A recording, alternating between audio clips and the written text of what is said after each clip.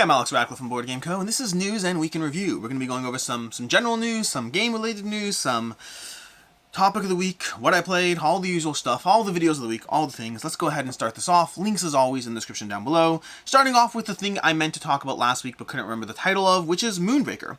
Moonbreaker over on Steam is an early access, and this is a Hearthstone meets Warhammer style game set in the world of Brandon Sanderson. Looks fascinating. It's the idea of never painting your miniatures again in a tabletop game that isn't quite tabletop. Again, looks fascinating across the board. This had me intrigued. I just forgot the name last week, so here we are over here. From there, we have Board Game Faith. I was recently on an episode of Board Game Faith, basically a podcast talking about, well, the intersection of faith, religion, or all that stuff. I guess not necessarily religion, but faith. Let's just go with faith as well as board games. I just had an episode with them, so if you want to check that out, I'll have a link to that down below.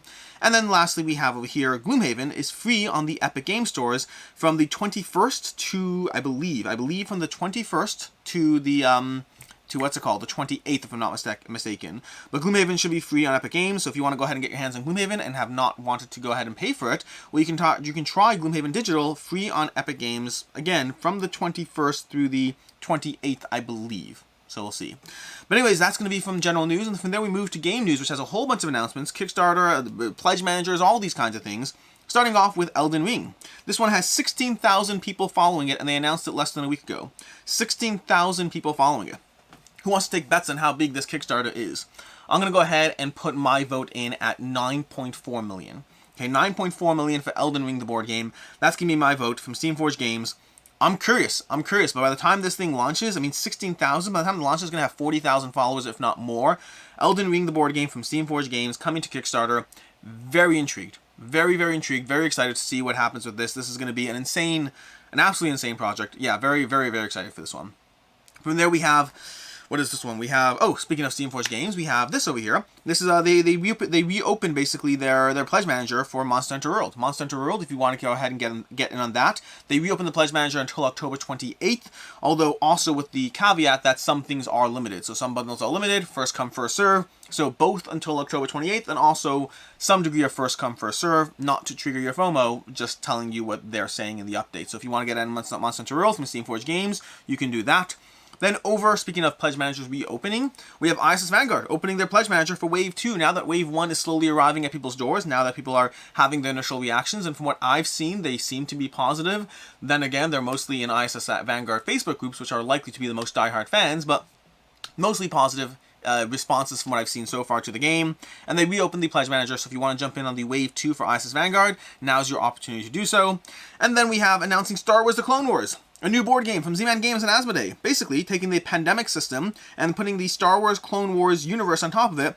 Honestly, it intrigued me when I saw the cover of the actual, cover of the box, and then looking over here at the planet system here, it probably makes sense, but just practically speaking, didn't really interest me quite as much when I actually saw the graphic design of what's going on here. Again, it makes sense. It does make sense for, what Pandemic would be and where this would match. I don't know what I expected, but I don't know. Pandemic as a system is cool, but also it's been done to death. Death. So intrigued. Maybe I'll try it. Maybe not. We'll see. Then again, I tried the Pandemic Wrath of the Lich King, and so if I tried that, I guess I'm bound to try this eventually.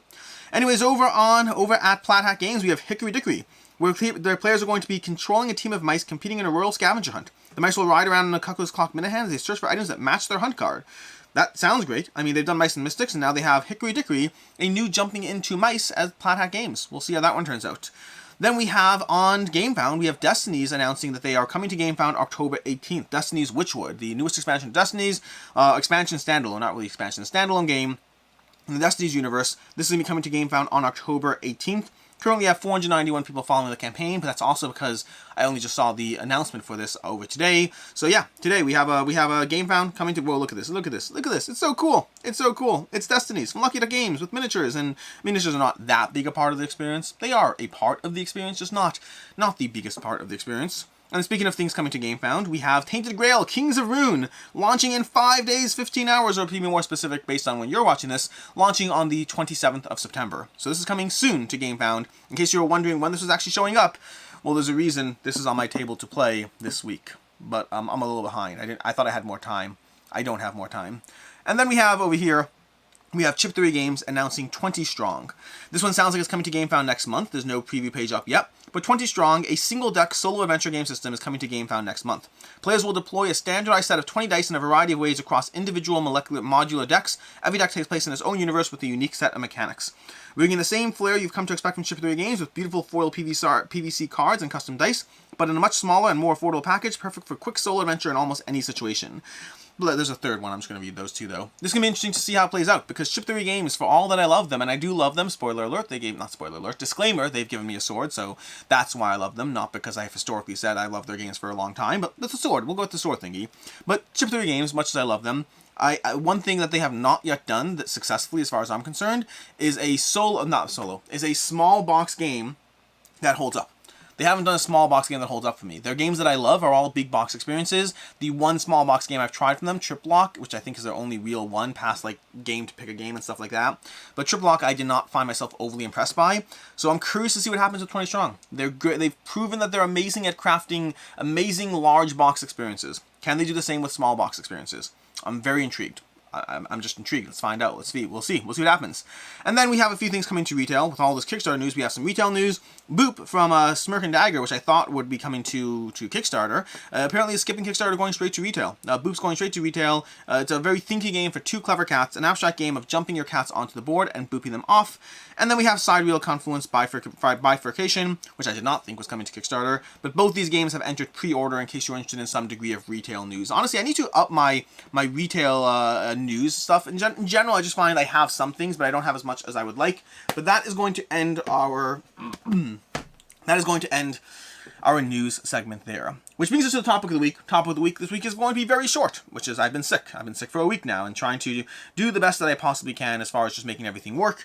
But I came down with strep last Monday, I want to say. I came down with strep, and it's been like a 9-day recovery, so I'm getting over it, but like I'm finally getting over it, which is nice, because you know the worst part about this?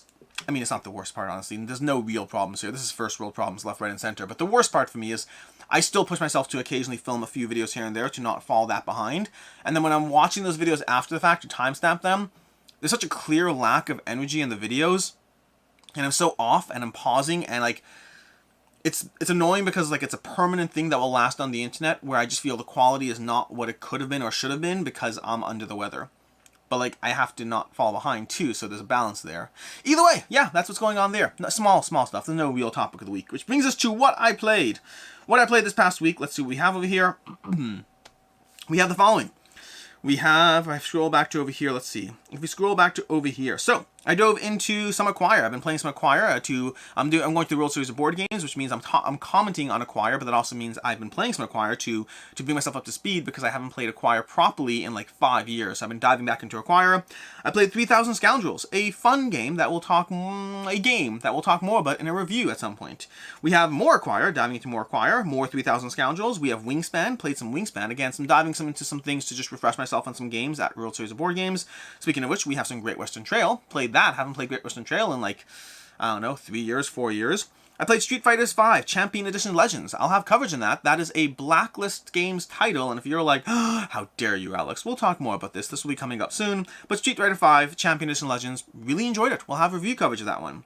We have Twilight Inscription. I've been diving into Twilight Inscription a bunch this past week to get a review up to you coming today.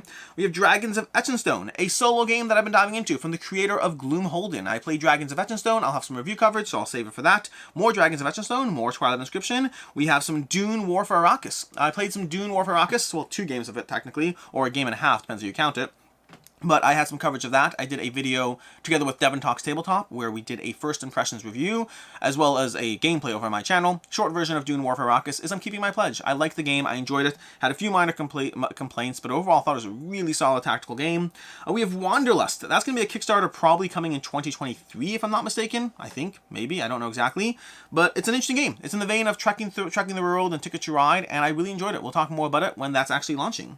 We have more Dragons of Etchenstone. We have Airmail. I got a play of Airmail in. That is a new game. That is, speaking of games that are in the vein of trekking the world and Ticket to Ride, Airmail is in the vein of those games, and we'll talk more about that one later. I dove into the intro scenario for Darkest Dungeon, the board game. This is purely the intro scenario, just a guided walkthrough, just about setting up, getting to understand the components, the gameplay flow. I am both intrigued about aspects of the game and worried about aspects of the game based on that intro scenario alone, but we'll dive into it more and talk about it more. Then we have The Loop. I played The Loop, which I love. Oh my gosh, I love The Loop. I mean, I've already covered The Loop, but I just liked it a lot, and I want to keep playing it, so I'm enjoying The Loop a lot and diving into that one. Also, first game I've won. I've been playing The Loop a lot. Haven't actually won a game yet until now. This is the first time we actually won.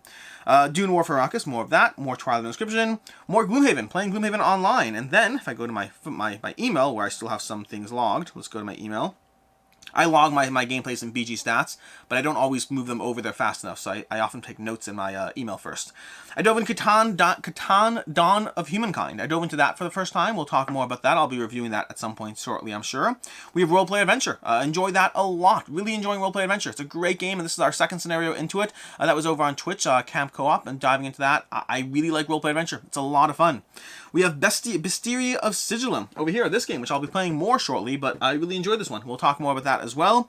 And then we have We're Sinking, which is a game that is not for me, the way I put it. We'll talk, I don't know if I'm doing review coverage. I mean, that's not true. I know I'm not doing review coverage of it, but We're Sinking, I believe, is upcoming Kickstarter, I believe, or maybe retail, I don't know.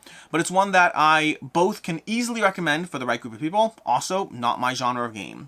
But that is what we have as far as what we played, which brings us to the games on, that's not true, which brings us to the Week in Review. Week in Review starting off with this past Saturday. Saturday, we had a review for Azul. This is me slowly going through the World Series of Board Games, 16 games that they have, to try to review them all, at least the ones I haven't reviewed yet. Also, they're going to be delayed because I have too many reviews coming up, trying to compete for 2 little spots. I only do 5 reviews a week, practically speaking. I may have to up that, I don't know, but I do 5 reviews a week right now, 2 on Tuesday and 3 on Tuesday and 2 on Saturday, and I just have too many things I'm trying to review in those spots. We have Azul. I reviewed Azul, covered it. Great game, have it in my collection, had it for a long time. I love the 2-player version of Azul. I do not like Azul at any other player count. Later on Saturday, we had a review for Blood Rage, a 5 out of 5. I adore Blood Rage. I've said so for a very long time. I just never happened to pull out the game and review it. Problem solved. I've pulled out the game and I've reviewed it.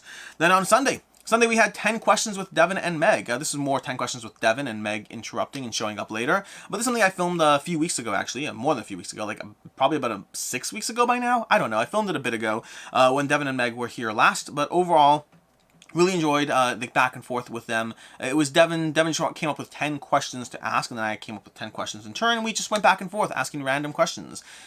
Like, just completely random. This is not board game related content. This like vaguely touches on board games. It's just if you care about, watching stuff that are random and hopefully entertaining. Later on Sunday, we had we had an unboxing for the animation collection from Come On. Dove into that, the pre-painted miniatures, all that stuff. I need to play Scooby-Doo more. I read the rules for the main collection. Have not played it yet. That'll happen soon enough. On Monday, we had 2 back and not to back. I'm backing Dune. I don't know if I'm backing anything else from this week. I'm backing a whole lot from last week, but from this week a little less. I don't know. I have to double check. And then on Tuesday we had a Dune gameplay going up first. Dune War for Arrakis, a 2-player gameplay, full gameplay for myself and Devon, diving into that. No spoilers on who won, but it was a fun game. At least I enjoyed it. It's not like it's not a well-produced gameplay. It's a TTS gameplay with me being involved, which limits exactly what I can do. But there's not a lot of content out there, so I figured I'll go ahead and get that out there for those who want it. Then later on Tuesday we had Majesty of Dragons, a review for Majesty of Dragons, a game that I really enjoyed, 2-player game, head-to-head, about trying to collect sets of dragons. I gave that one a 4 out of 5. I really like it. Then lastly on Tuesday we had a review for Lacrimosa. Lacrimosa from Devon Games, I gave that a 4.5 out of 5. I really enjoyed Lacrimosa. It's a solid game. I really like it. Devon Games has been on a roll for me recently with so many other titles. I've not played Batoka yet. Probably should get that played at some point. I read the rules for that one, just never actually tabled it. Then on Wednesday we had live Q&A that's diving into the regular old, hey, here's the deal, and just, Q&A stuff. I don't know what I'm trying to say here.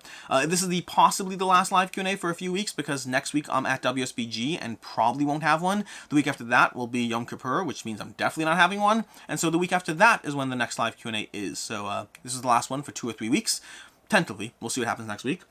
Then later on Wednesday, we had a gameplay of Inish. Diving into a gameplay of Inish, this time not with Devon, but with Meg, a 2-player game of Inish that we filmed a few weeks ago and got that one up. I'm slowly releasing, I think the trend for Tuesdays now is not Tuesdays, Wednesdays. I think Wednesdays are going to be a live Q&A followed by a gameplay, generally. So I'm going to aim for a gameplay every Wednesday in general. We'll see. A little more gameplays on the channel, but hopefully of games that we love and enjoy. Then on Thursday we had Where Are They Now? Just looking back at last year, September. year in review, looking at what I covered. A few games we covered there: Cascadia, Beast, Agamonia. Agamonia I'm so excited for. Cascadia is delightful. Beast I'm very excited for. Lots of games I'm excited for and can't wait for them to show up. Just talking about, you know, the games I covered, the reviews, whether I play them again, all that usual stuff when I do a review look back. Then on Friday we had a fun video. I really enjoyed it. I hope you watched Friday's video. I had a lot of fun with that one. But that was Purging Games with Meg, basically. Purging Games with Professor Meg. It was a surprise purge at one of her recent visits where we went through like just the shelves of my collection, trying to purge as much as possible. It was inspired by playing a bunch of good games that trip, including Roleplay Adventures, including Hoplomachus, Too Many Bones, and just having so much fun playing amazing games that I was like, you know what, we have to get rid of more games. It just has to happen, because there are too many amazing games that I have to continuously up the standard of what I'm willing to keep based on keeping the best games of the best. So yeah, we did a surprise purge that I personally found entertaining, but if you want to ever watch the process of me purging, instead of me just sitting on a table, you know, picking games, but actually the process of me going through it, well, that was a little bit more about the process that I go through, just because I just did it on the spot. But anyways, that was Friday's video, which brings us to today. Today we should have two videos going up. We should have a first impressions of Fate Forge going up today, as well as a review for Twilight Inscription going up later today. So both of those should be going up on the channel in case you are interested in those. And then next week we have a few things, a whole bunch of things coming up next week. First of all, I'll be offline Monday and Tuesday for the holiday of Rosh Hashanah, which means I'll be offline. And then later in the week I'll be going to Vegas and WSBG, so I'll be like so unavailable this upcoming week. We have videos for upcoming Kickstarters for October. We'll have that coming up. Also on Sunday, I'm doing a video on 5 reasons to skip on board game conventions. Why am I doing it? Because I'm going to WSBG, and I figured that let's throw a video up about 5 reasons why board game conventions might not be for you. That should be going up Sunday. Which brings us to the games on the table. Games on the table, we have the following. We have Tainted Grail, which I'll be heavily diving into this week to get caught up as much as possible, because I will have Tainted Grail Kings of Ruin coverage, but I'd love to have some actual Tainted Grail coverage as well. I've dove into it already, but I want to like really dive into it properly. We have Bestiary Sigilum, which I need to play more of, but I like this one a lot, with caveats, with notes about what I want to see from it. But I overall really enjoyed this. The way Shira from Cracklow put it, which I really agree with, is this is kind of Hoplomachus Victorum, or the Hoplomachus system, if it's a 2-player competitive game. Very intriguing. Yeah, I really liked it. And just for those who are strong Chip Theory Games fans like I am, I understand the standard you apply to a Chip Theory Games and how this will probably not live up to that. Lower your expectations and then look at it critically, but I think it does have promise. We'll talk about it. Then we have Cope and Dine City. Really hoping to be diving into this one tomorrow. This is from Holy Grail Games. They've recently also been on a roll with me. I love Encyclopedia, like Museum Picture a lot, and I'll see what Cope and Dine City does. And then lastly, Wild Descent. This is another game I hope to be diving into next week, to be diving into another Wild Descent campaign, which I want to, because I like the game a lot, and I'd love the opportunity to dive back into it. And that is what we have over here. That is all the stuff we have. That is, well, basically it. Until next time, I'm Alex Radcliffe from Board Game Co. I hope you enjoyed this video. I hope you have a lovely weekend. And as always, I hope you have a good one.